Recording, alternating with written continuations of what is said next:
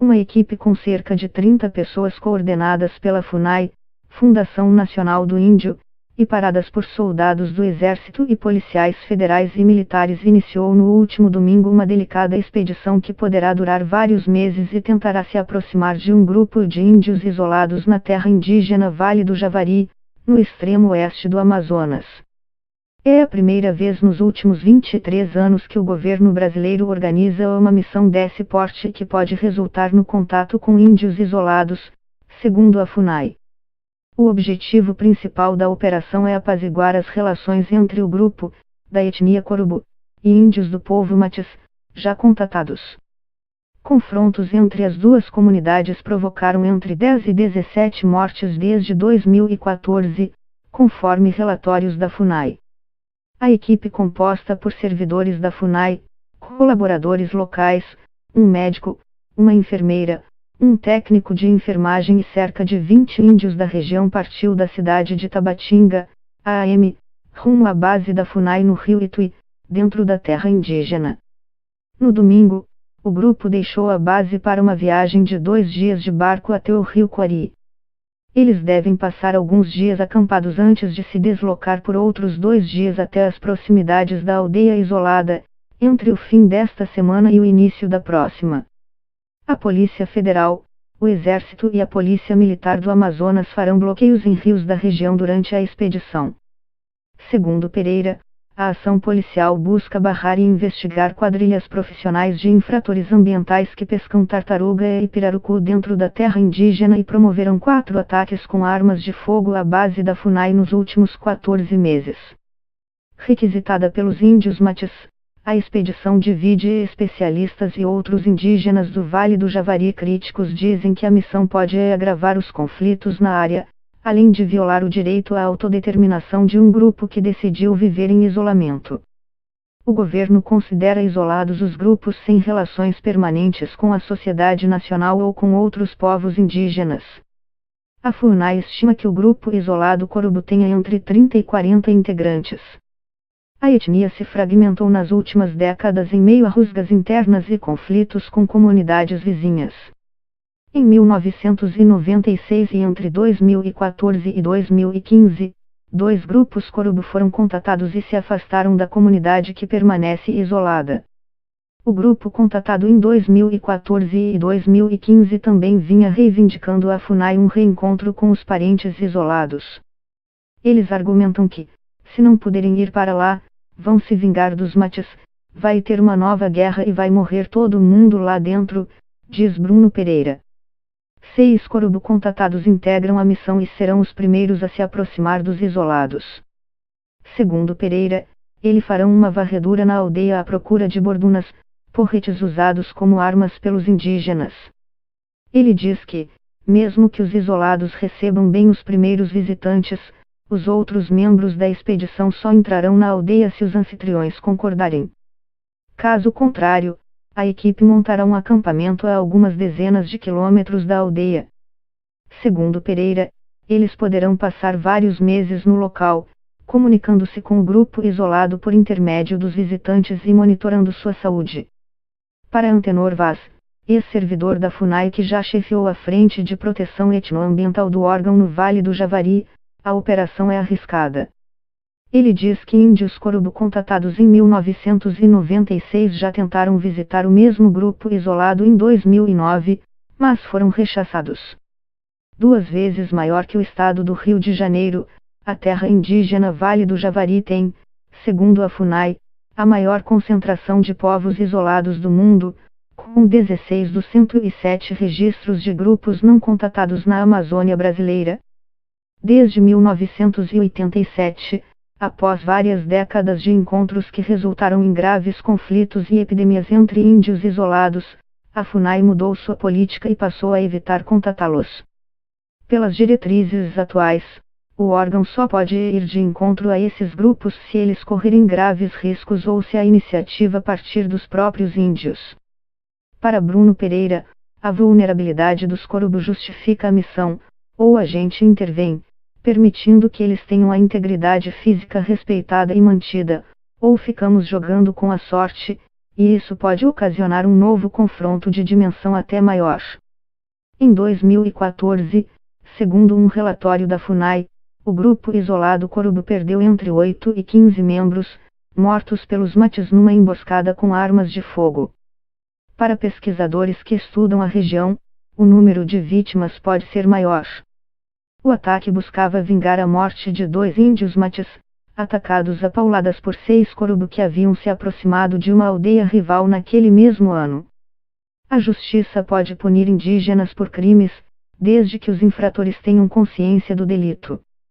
Cabe à Polícia Estadual coibir e investigar crimes entre indígenas, enquanto a Polícia Federal é responsável por proteger os territórios de agressões externas. A animosidade entre os grupos cresceu a partir de 2010, quando os mates tentaram reocupar áreas onde viveram no passado e que são vizinhas ao território Corubo, na região dos rios Branco e Quari. Os Corubo organizavam expedições para saquear comida, panelas e ferramentas dos mates, que passaram a cobrar a FUNAI a contatar o grupo e solucionar o conflito. Entre 2014 e 2015, os próprios mates fizeram contato com 21 índios Corubo, que se afastaram da aldeia isolada e passaram a viver junto do grupo Corubo contatado anteriormente, em 1996.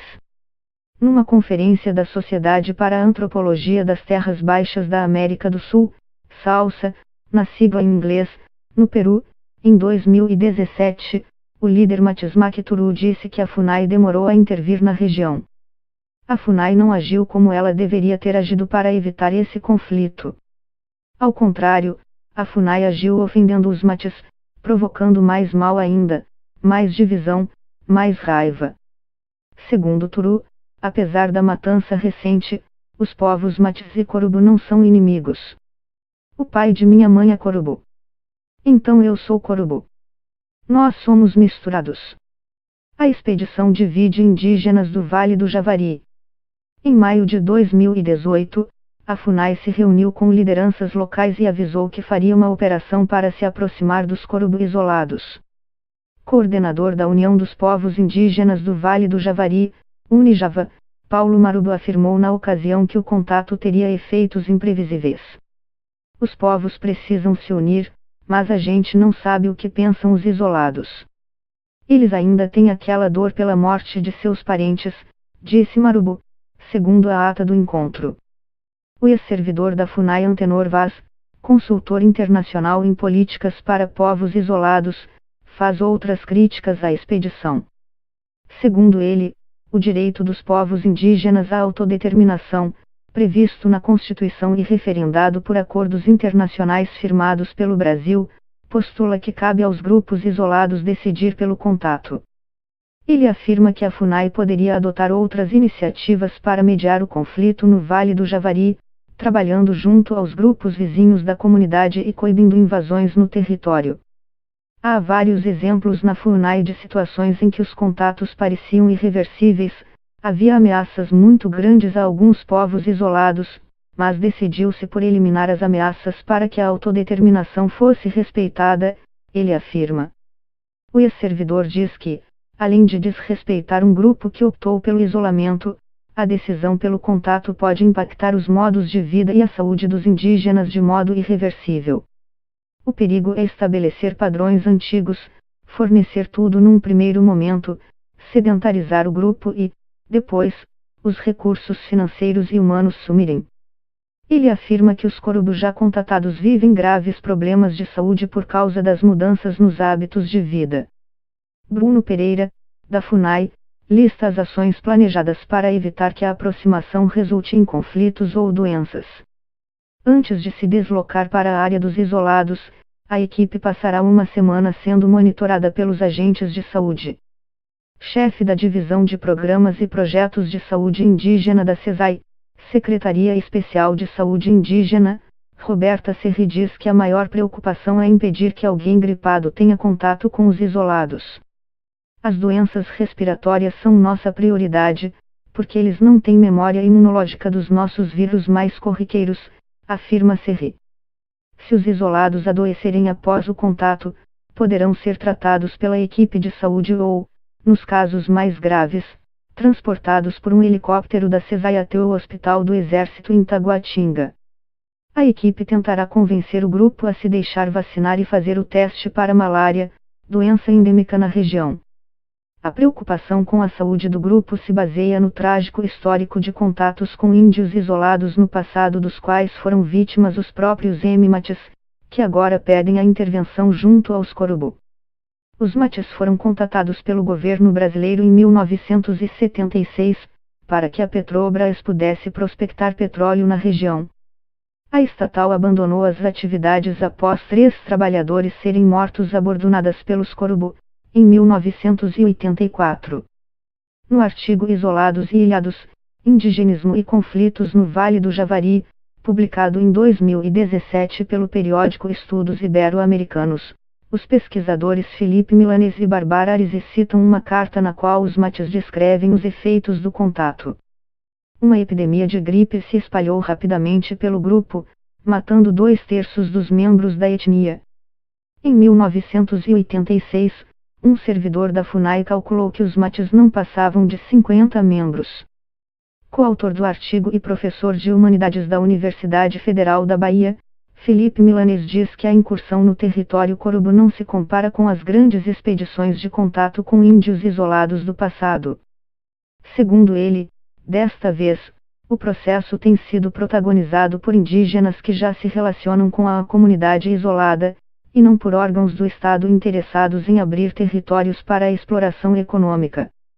Milanês diz que o próprio conceito de contato não se aplica à expedição em curso. Falar em contato é um mito colonial e não faz sentido algum no Vale do Javari, onde um grupo não está isolado do outro. Para ele, as negociações entre indígenas e órgãos do Estado para organizar a expedição representam o maior avanço na política para povos isolados do Brasil das últimas décadas.